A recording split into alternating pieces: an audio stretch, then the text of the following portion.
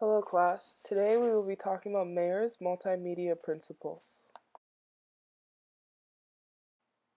The cognitive theory is a learning theory based on a multimedia and is made up of three main assumptions.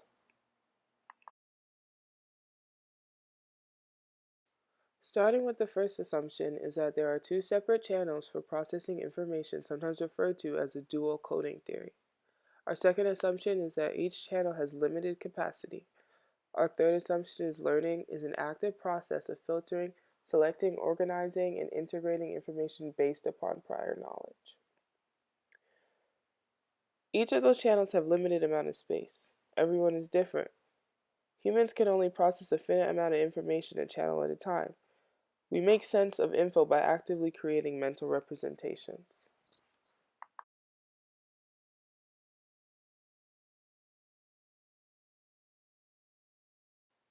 Mayer created 10 multimedia design principles. First is a multimedia principle, meaning that when both pictures and words are involved, learning is better. Second is a contiguity principle, meaning deeper learning is incurred when text is present.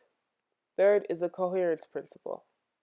Deeper learning occurred when extraneous words, sounds, or pictures are excluded rather than included.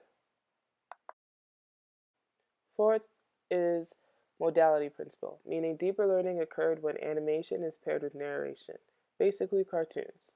Fifth is redundancy principle. Deeper learning occurs when animation is presented with narration compared to animation presented with narration and on-screen text, basically cartoons with narration. Sixth is personalization principle. Deeper learning is occurred when presented in a conversational style, meaning talk about it more.